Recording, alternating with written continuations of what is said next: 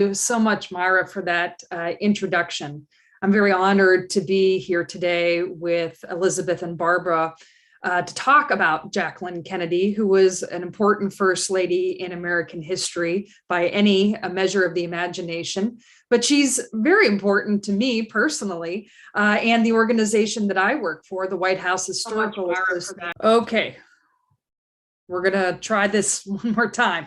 I think, so Elizabeth, I think we got your answer in. So I'm gonna go back to Barbara. And Barbara, if you could restart from the beginning of your response, and then we'll just move forward. Thank you. Sure. Yes. Thanks to everybody.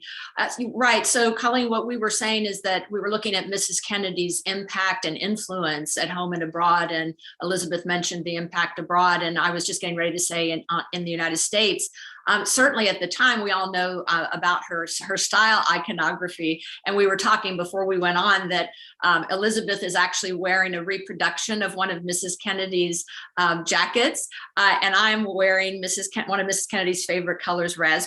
So we're still seeing her influence in style. And Elizabeth has a string of pearls as well to make us think of Mrs. Kennedy and her style, her very simple yet elegant, but classic style, and it's timeless. But in terms of the White House, it was to turn the White House not only into an icon, but to preserve it and restore it, and to restore it in an authentic way that was authentic based on history in terms of what it looked like, what the rooms were decorated as, the portraitures, the artwork, the treasures, as well as the artwork that she would bring in from the National Gallery of Art as an example. So she did that. She, as we said at the beginning, Colleen is now at the White House Historical Association. Not any one of the three branches of government had a historical association or society at that time. So she was the first to start that, to preserve the White House, and then went through Congress to preserve, again, the furniture, the artwork, the treasures of the White House. So she did that for all time. And let's also remember at the time of the Cuban Missile Crisis, it was unclear whether the planet would survive, that it might go up in a nuclear conflagration. So her concept of historical preservation alone is important. The guidebook that she developed that now is still put out by the White House Historical Association, her saving of Lafayette Square and preserving that across the street from the White House. And of course, ultimately, the naming of the John F. Kennedy Center for the Performing Arts is another example. Elizabeth said quite correctly that she used the arts and culture as a means of communicating American freedom around the world, but also gave us a showcase in which to show American art, and particularly the lively arts on the banks of the Potomac. Terrific. Let's step back a little bit, and I'm going to ask the question about Jackie Kennedy. Who were the women that influenced her? And Barbara mentioned earlier that, you know, she was only 31 years old when she became First Lady, which is really amazing when you think about that and all the responsibilities that are placed on for a First Lady. So who were the women that prepared her at such a young age to be able to assume this role? Who would like to start off with that? Barbara? You want to start?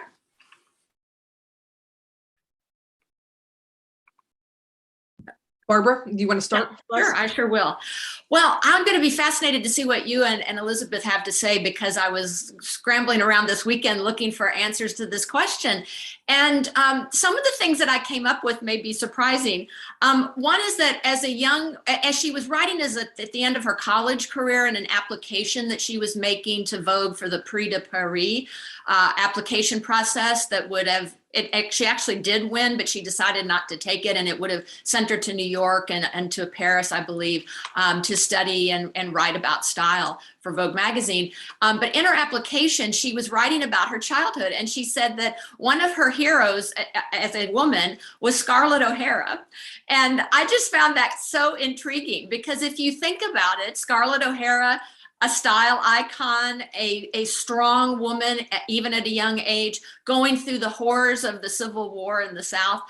So in many ways, I think that in the best sense of Scarlett O'Hara's persona, that Mrs. Kennedy actually did portray her. But I also wrote down people like Jane Reitzman, who was one of the women who really helped her in terms of collecting art treasures. She and her husband, Charles Reitzman, gave paintings and treasures and pieces of furniture to the White House. So I think she was really guided by her. I would say for the exterior, particularly Rachel Mellon, Bunny Mellon, the wife of Paul Mellon, certainly for the Rose Garden that Jack Kennedy, the president, asked Mrs.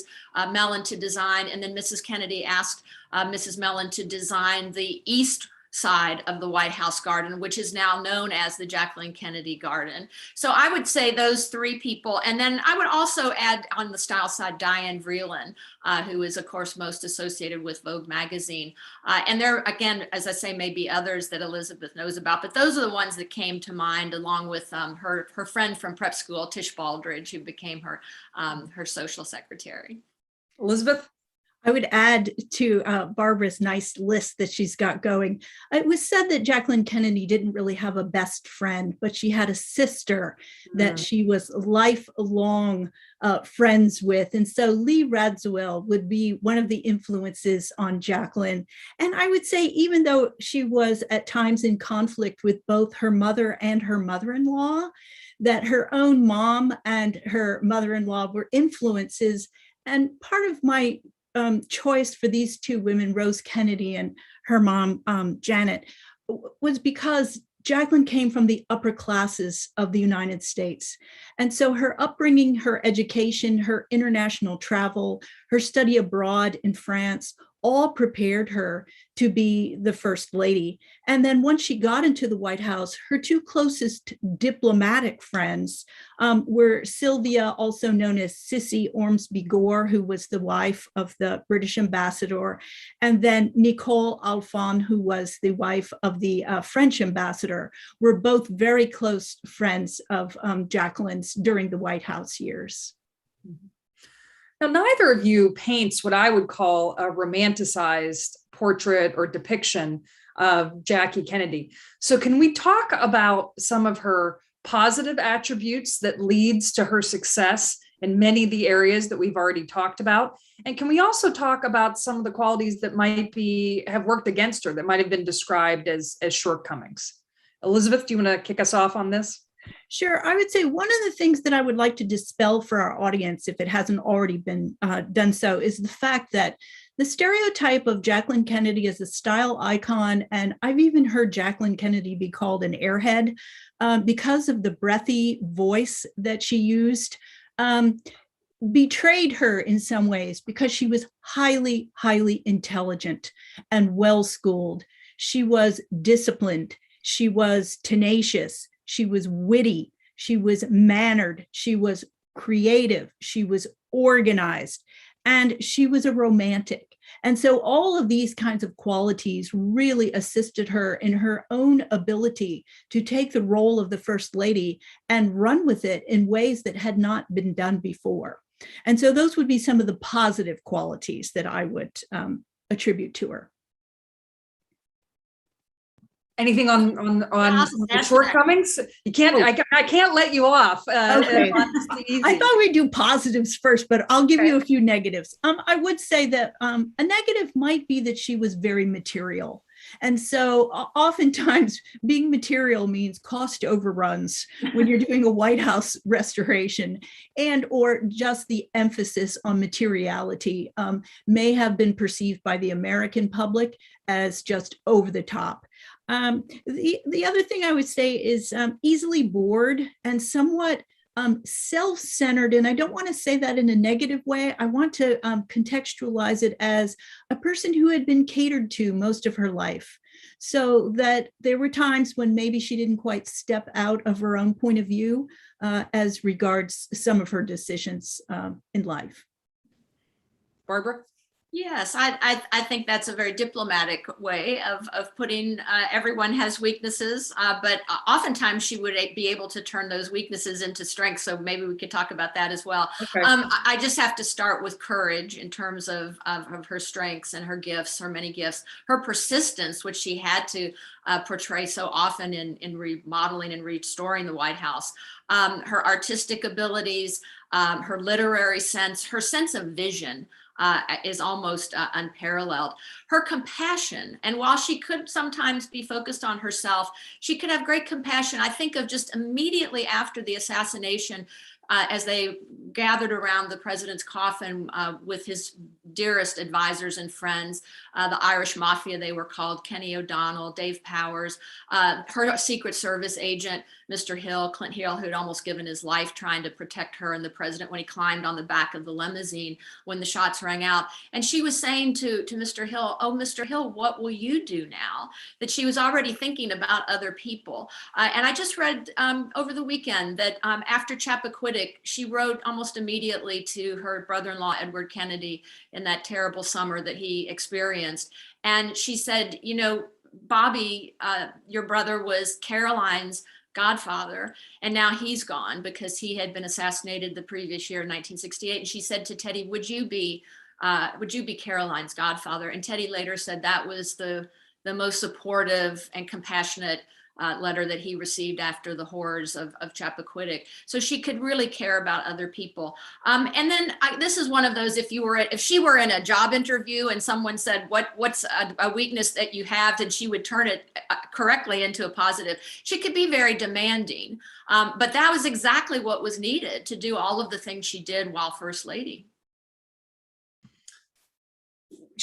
Whether she was using soft power in diplomacy, and we can talk a little bit about what that means and what that term means, or if she was exercising power behind the scenes in Washington. You know, I would say that Jackie Kennedy, in both of your books, she approached power and influence in a particular way. She wasn't overt about the power that she was exercising. She wasn't, you know, she didn't approach it necessarily the way that we would see women or men approach it today. Can you comment a little bit on this approach? And was it something that was distinct for the era in which she was active in the 1960s? And is it something that's distinct particularly for women? Barbara? Yes, well, I'm really intrigued to know more about Elizabeth's use of that term.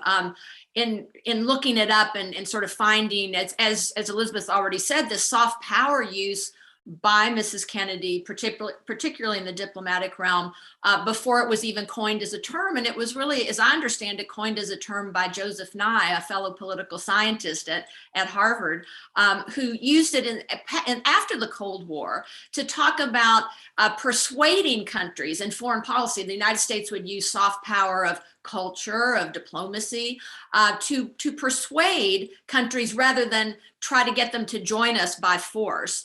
And so I think that women often throughout the ages had to use a more persuasive style, in part because they were denied the levers of formal power. And so I think that also happened to fit not only Mrs. Kennedy's time frame in which she came of age in the 1950s, but it also suited her persona, her personality. And I always like to point to the photographs, particularly the one of her, and we may talk a little bit more about the Mona Lisa, but when she's standing next to André Malraux, the cultural minister of France and the famous author, whom she admired greatly, and she's in that gorgeous pink chiffon gown that's off the shoulder, and she takes one of those bare shoulders and almost tucks it up under powerful men. And then with her rather whispery voice, so that they'd have to lean in, she would speak to them. And men said it was just, they would just melt as butter in her hands, because this was a way that she had to exercise the power that she could gather around her. And I think that we even see first ladies, because they're not given formal power, and even someone like Hillary Clinton, who could use the so-called hard power. But she herself as first lady, after the lack of success in getting through the healthcare reform, she was almost forced to use soft power in going back to women's issues. And so I think that Mrs. Kennedy gave a path for future first ladies to use that kind of power. And there's no shame in that. It can be very, very influential. Elizabeth? Yeah, I want to reiterate the time period as Jackie Kennedy came of age in the as an adult in the late 50s and early 60s, when women in this country were in a transition from realizing they were actually powerless to the second wave women's movement in the mid 1960s. And Jackie was caught in this. But because Jackie came from the upper classes, there's a very interesting form of power that operates there, and it's called access. it's a network. And once you grow up in the realm in which she grew up and had access to so many people, and the Kennedys were connected to so many different people, it really was 6 degrees of separation. So that part of the way that Jackie wielded power was simply to draw upon the connections that she had in life. And so no one turns down the First Lady when she calls, but in this case, the First Lady happened to know everybody that she needed to know in order to accomplish goals and get work done. But I would also say that if we think about the definition of soft power coming out of political science and Nye's work, among others, soft diplomacy is about the intangibles.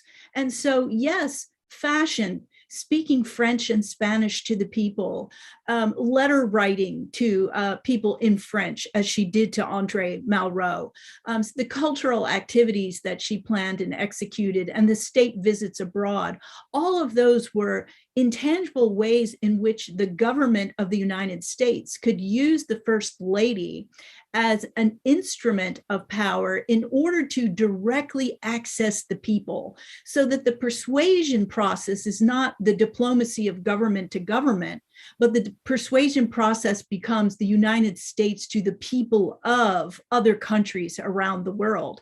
And this is what she was just such a master of.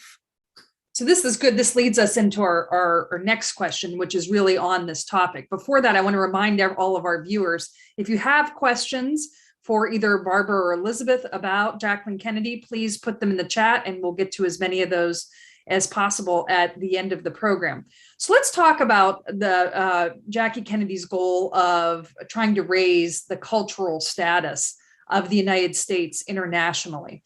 So 2 questions here. How did she do this? What were, the methodology? How did she do this? We've mentioned a few things, but how did she do it? And why was this important? Why did it matter in any way, shape, or form? Elizabeth? Well, I actually spent some time thinking about that question and came up with several steps that are interrelated in the way in which she achieved raising the status of the United States. And she started by schooling her own husband. JFK enjoyed pop culture. She enjoyed what we call high culture. And so music, dance, other forms of the arts, including painting, literature, poetry in particular. So she schooled JFK, and this then became this joint effort at the arts. And historian Arthur Schlesinger Jr. said, after a while, the arts simply became a part of the everyday life of the Kennedys. And so as this relationship developed between the 2 Kennedys and the nature of art itself, they began to develop an artistic point of view. And that artistic point of view then was the basis for the way they began to conceive of the idea of democracy as a civil society that involved not just freedom, but the idea of artistic endeavor as freedom of expression that elevates the civil society itself in the same way that Europeans were doing so since ancient civilizations. Not so much other countries around the world as the cue from France or the cue from Europe in general as part of what was going on.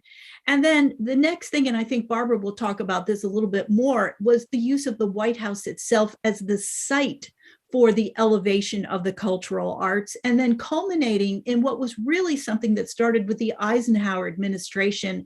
And that was trying to put an institution or multiple institutions in place as national art forms. And of course, the most tangible is the Kennedy Center for the Performing Arts that we have today. So Barbara, I'm sure you can add to that as part of how the arts were elevated in this country. Right. Well, in the material culture arts, the paintings, for example, Mrs. Kennedy set up commissions for the White House to be able to acquire paintings, to, again, attract the best and the brightest people in that realm, but also, as you said, the people she had access to, like the Wrightsmans, like Mr. DuPont, the head of Winterthur Museum, who had all of this access and had these materials that they could donate to the White House. And because this became became a formalized, routinized mechanism, they could then get a tax deduction for doing so. Again, thanks to Mrs. Kennedy for doing that, and then having a way to preserve those, particularly through the Smithsonian. But I would also add to that as well that there was no national stage as such in Washington, D.C., of all things. Here it is, the national capital, but there's no national stage. There was Constitution Hall, the DAR headquarters, but we know that that was fraught, going back to Eleanor Roosevelt and Marian Anderson's attempts to sing there in the late 1930s. So certainly, as you say, in the Eisenhower era, they started this process of what they called a national cultural center, getting the money appropriated through Congress, picking an architect. And I would add to, in addition to having the lively arts to perform, Mrs. Kennedy had a stage created in the East Room to perform and have these people come in from all forms of the performing arts. And then most people know about the famous April 1962 dinner that she and the president hosted for the Nobel Prize winners from across the Western Hemisphere. So you had all the literary figures, and those are some of my favorite portraits of President and Mrs. Kennedy, with Robert Frost and Pearl Buck. And one exciting adventure I had this past summer on Martha's Vineyard was to get to talk to Rose Styron, the widow of William Styron, the author. And she and her husband were invited to that dinner, and they took their friend, had an invitation to James Baldwin to have him go as well. So a beginning, if you will, of some integration in the racial realm. Ralph Bunche was there because he was a Nobel Prize winner himself. So it just was this opening up of the White House to all forms of culture. And then, as Elizabeth said, to portray the United States on the world stage as having a culture, and that it could then compete with the older civilizations for those countries we then called third world, we'd say developing nations now, because in the bipolar world of freedom versus communism, we were trying to get those countries over to our side. And this was one way to do it. So let's continue in that vein. You talk about the White House and the East Room as a stage, certainly. And this really dovetails into another one of Mrs. Kennedy's major achievements as First Lady, which was the restoration of the White House, not the redecoration, but the restoration of the White House, which is pointed out, I think, in both of your books. So why was this important? Why, when you look back in this time frame, in the 1960s, why was it so important to restore the White House? Why was it important for it to become a showplace for the presidency? Let's talk a little bit about that significance and really the lasting legacy that she put in place. Barbara? Right. Well, we've already mentioned a number of the elements here, but I'll add one more, again, from my own political science roots. Why was it important to showcase the White House, to create it as even more of an icon that it had been up to that point, and then to make sure that that icon, if you will, sort of a national shrine would be preserved, that Mrs. Kennedy formalized that and routinized it through Congress, through the White House Historical Association, through the use of the guidebook, et cetera. But on my political science side, I would point to Richard Neustadt, who was really considered the dean of presidency scholars. At this time, he was at Columbia University when the President, Mrs. Kennedy, came to office, and he had written a book called Presidential Power. And most scholars at the time, historians, political scientists, lawyers, would focus on the formal powers of the president given in the Constitution. But Neustadt focused in his book, Presidential Power, published for the first time in Presidential Power in 1960, and President Kennedy loved that book and recommended it to many of his advisors in the administration, said that the power of the president is this informal power to persuade all the different constituencies he needs to get over to his side, starting with voters to get to the White House, but Congress, the military, the press, foreign leaders. And so what that does then is, in the political science literature, focus on the White House and the informal powers of the president at just the moment that a president who has soaring oratorical skills and great speech writers to give him the kinds of speeches like his inaugural address, as well as Mrs. Kennedy, to focus on continuing to preserve, restore, preserve, and protect this beautiful building that is one of the most well-known buildings in the entire world. When you think about it, the highest honor that anybody in the United States or abroad could receive is an invitation to the White House. And we've heard many stories about Jacqueline Kennedy's horror when she toured the White House with Mamie Eisenhower just before they took residency in 1961. And she said, I'm sorry, but the White House is simply not up to the level of presentation that it needs to be.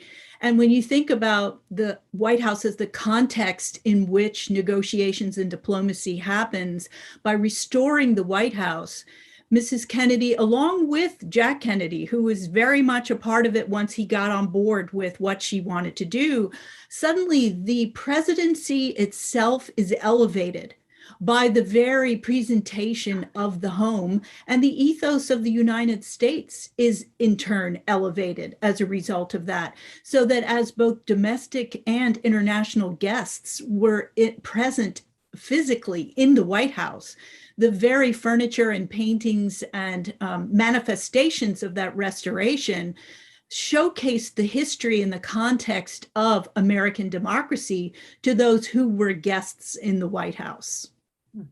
And I think that's a very important thing to recognize in terms of why she was so intent on a museum quality status for the White House. You both in your books highlight the episode of Mrs. Kennedy bringing the painting, the Mona Lisa, to the United States in 1963. Could you talk about why was this such an impressive accomplishment? And put it in context for us. And did it have any substantive effect on U.S. diplomatic relationship with France? Elizabeth, do you want to start? And then Barbara? Well, I would say we first have to recognize that the Mona Lisa is invariably the most famous painting in the world, and it doesn't leave France. So it is a total coup for her to have worked her interpersonal relationship with André Malraux for the number of years that she did there in order to get the Mona Lisa outside of the country of France. So that in itself was simply a major development. But I think what it showed was that the Kennedys were absolutely serious in their pursuit of a cultural arts program by having the Mona Lisa come to the United States. Now, whether or not it actually did much good in terms of the diplomatic relationship between Charles de Gaulle and John F. Kennedy remains to be seen, but it appears not from the research that I've done. And in fact, there was a lot of resistance from the museum staff at the Louvre in Paris, all the way up through other cabinet and government ministers in France who said, oh my gosh, Malraux is simply grandstanding here. What's going on? We don't need to risk losing the Mona Lisa, which came by ship. So there was every opportunity to lose the most valuable painting in the world going and coming in this endeavor that was highly criticized over in France itself. Barbara? I would point out as well that the White House Historical Association has an entire book that it has published on bringing the Mona Lisa to the United States. So I highly recommend that to our audience today. And also, I think Elizabeth's absolutely right about that this was one of those symbolic actions that was not going to change probably the substance of relations with crusty old Charles de Gaulle, although we know Mrs. Kennedy in the beginning of the summer 1961 did charm him with her fluent French and her Givenchy gowns and the dinner that he had for them at Versailles. So all that is the soft power, to be sure. But it also gave President Kennedy an opportunity when he spoke about the Mona Lisa as it was revealed at the National Gallery of Art to talk about the alliance between the French and the Americans that went back through, as he said, 4 wars. We have been allies in 4 wars. And that was to try to get the message across that we hope to remain allies in the Cold War. But it was, to be sure, a fraught relationship at that point. And I would also add, because of the strength of NATO at the time, and France being a very important NATO ally, the idea that we were sharing power through more than just the military was a subtext of what was going on in bringing the Mona Lisa to the United States. Okay. We're going to go to some questions from our viewing audience. First question, what was Jackie's relationship with her father-in-law? And how did she use any of his connections to her to help her? Well, I'll start. I think Elizabeth was right to say that while Jackie Kennedy had some difficult relations with her mother and mother-in-law, who were perfectionistic, and perfectionistic mothers and mother-in-laws can have somewhat fraught relations with daughters and daughters-in-law. But according to everything I've read, Jackie Kennedy had a very warm relationship with her father-in-law, Joseph Kennedy, that he liked her from the beginning. He knew that by 1952 and 3, when she was dating Jack Kennedy, that he needed to be married. He was 12 years older than she.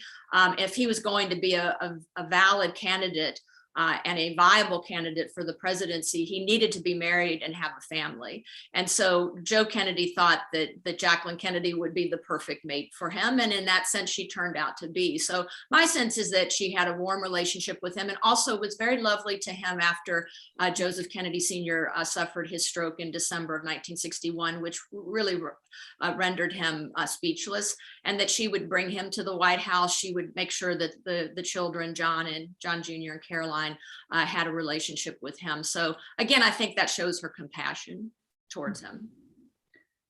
I agree completely with that. And I was going to mention the very lovely caregiving that she did after the stroke. But you asked the question, Colleen, about whether she used any of Joe Kennedy's contacts.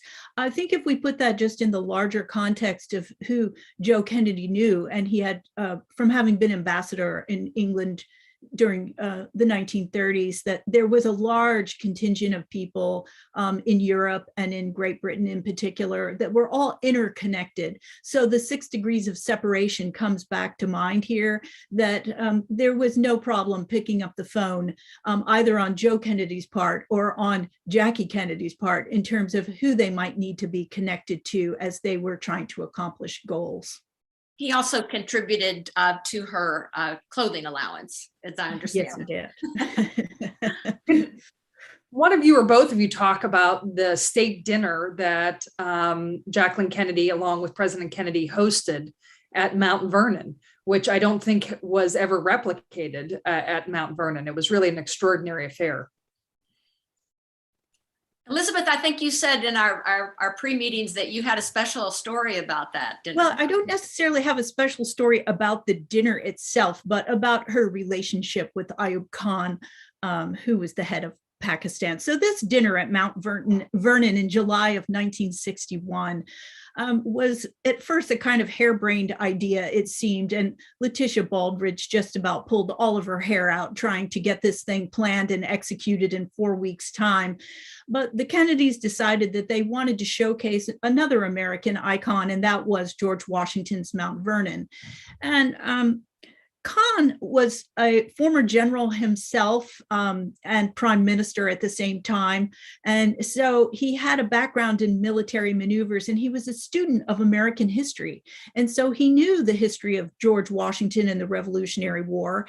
And they decided to have this outdoor dinner under a tent at Mount Vernon. And it turned into an absolute logistical challenge of all challenges for the Kennedy staff to pull this off and have people come down the Potomac in boats and arrive on this very sticky July evening when the mosquitoes were buzzing and they were spraying an hour before the dinner. And the military men who were the honor guard were having their boots run over by the cars as they were doing a trial run of how to get people from the pier up to the site for the dinner, and how are we going to bring the food, and somehow it all worked out. But they never repeated having a dinner off site again. But I will say, in looking around, that it appears that there were a couple of off-site state dinners over the years, and Harry Truman himself hosted dignitaries in hotels in Washington, D.C. during the restoration in 1948 for the White House. But we also know that LBJ hosted German Chancellor Erhard at the LBJ Ranch. And it appears that Ronald Reagan actually entertained Queen Elizabeth in San Francisco at one point as well. Yes. So it's not the only dinner that was offsite, but it certainly was a dinner of great magnitude. And it turned out that Jackie Kennedy, with her interpersonal relationship development, really took a liking to Ayub Khan. And when she went on her famous March trip to India and Pakistan in 1962, he gave her the gift of the horse, Sardar. And so when Khan came back in September of 1962, they were out at Glen Ora, the Virginia country home that they rented, to ride horses, and for her then to show her appreciation as they were out on horseback at that time. And she said, as she compared her experiences with Nehru in India and Khan in Pakistan, she said, really, Khan is a man's man, and he's much my favorite in terms of his whole manifestation of manliness and masculinity. And I think that's just great. Oh, that's wonderful. Thank you, Elizabeth. And just two more follow-ups to that, Colleen. One is that if you look at that beautiful portrait of President and Mrs. Kennedy and the Khan standing on the lawn that slopes down from Mount Vernon to the Potomac River, Mrs. Kennedy is wearing a very simple, straight, white, beautiful evening gown. That she asked that Ola Cassini style to look like the columns of Mount Vernon. So talk about the perfectionism of that. And then I always love the story about the horse Sardar, because it was, just a beautiful horse. And last night I was looking at Designing Camelot, which is a new version of this wonderful book by our colleagues, James Abbott and Elaine Bachman, also put out now by the White House Historical Association, and with Caroline Kennedy putting a new introduction to it. So it's just brilliant. But I was looking at the pictures of Mrs. Kennedy's bedroom as she had it redesigned and restored and redecorated in the White House. And I always like to see what pictures did she and Mr. Kennedy have in their bedrooms. And so I was using my magnifying glass. She had one of her writing Sardar. And so that shows just how meaningful that gift was from the premier. So we have time for one wrap-up question, which I'd like to ask you. Most Americans who are alive today don't have firsthand memories of Jackie Kennedy, especially her tenure as First Lady. So why do you think that Americans should appreciate her legacy and influence? As you're talking to people that didn't have firsthand accounts of her, that only get to know her through your books, your tremendous books. I'm going to show both of these books up here. I can commend both of them to our viewing audience. Terrific books about the role of Jackie Kennedy, particularly as First Lady. But how would you explain to younger, particularly younger people today, how to relate to her and appreciate her influence? Who would like to try that first? Elizabeth, you want to start? Well, I'm going to say that I'd like to give a little shout out to Myra Guten here, because she's the one in her book who said that Jacqueline Kennedy really was a transition First Lady.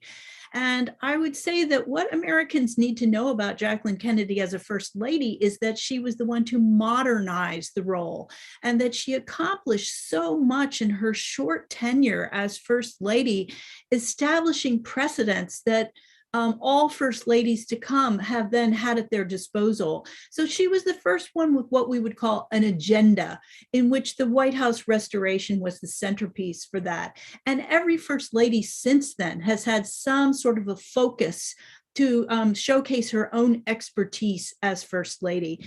And then I would say the protocol for diplomacy itself is something that Jacqueline Kennedy established, and that subsequent First Ladies have either had the talent and ability to live up to, or maybe it was not their forte. And Barbara? I would add to that, in addition to all of the things that we've mentioned in this hour, and so obviously the preservation of the White House forevermore, the Kennedy Center, preserving Lafayette Square. I'll add to that, things are slightly even farther afield in terms of going beyond just the establishment, really in the sense of the modern first ladyship, and to that all subsequent first ladies owe her a debt of gratitude. But I think the country, in addition to that, owes the ultimate victory in the Cold War, and that she should be given some credit for that. The establishment of the John F. Kennedy Institute of Politics at Harvard and the Kennedy School of Government at Harvard. The John F. Kennedy Library, the Presidential Library in Boston, is just a wonderful resource, to be sure. And then I can't help but saying John Jr. and Caroline, that she's also offered them to our country, particularly Caroline, who has done public service and is about to be the next ambassador of the United States to Australia. And it was an Australian coast watcher, after all, who saved her father in World War II. And she has previously been the ambassador to Japan. So I think that Mrs. Kennedy and President Kennedy should get credit for that. And finally, while some people have noted that the Camelot imagery is a bit over the top on style, I think that by preserving the concept of the Kennedy presidency as being aspirational, that at its best, it was calling out to the better angels of our nature, and in that sense was a golden age. And I can say that my own cousin, who's 13 years older than I, graduated from college, the first in our family to do so, in 1964, and immediately joined the Peace Corps. She was called to public service by President Kennedy's inaugural address, and she spent 2 years teaching English in the outback of Ethiopia, and then continued in government service for many years after that. So I think that President and Mrs. Kennedy lived up to the aspirations of Camelot, and that in that sense, they should never be forgotten. Well, thank you so much this evening to Barbara Perry, Elizabeth Natalle, for this terrific commentary. Once again, I know that the FLAIR website has both of their books. I commend them, both of them, to everyone to get a really full picture of Jackie Kennedy and understanding her full shape and influence as First Lady of the United States. Now I'm going to turn it over to Myra Gutten, who's going to provide some closing remarks for us. Well, thank you, Colleen and Barbara and Jody, for really a wonderful program. I am sorry that we had some technical difficulties earlier in the hour. You persevered so nicely. Thank you so much. Thank you to our wonderful tech team. And I know that you were stretched this afternoon, but it all came out fine. Thank you to Diana Carlin, Nikki Gutgold, and Rosie Kane. Finally, FLAIR hopes that you will have a look at our website. Once again, it's flair-net.org. And we hope that you'll consider coming back for other programs. We have another program planned for the end of March on Edith Wilson, but we have other events. And we also encourage you to consider becoming a member of FLAIR. I'd like to wish everyone a good evening. Thank you again to Colleen, Barbara, and Jody, and good night, everyone. Thank you. Thanks. Thank you. Bye. Bye-bye.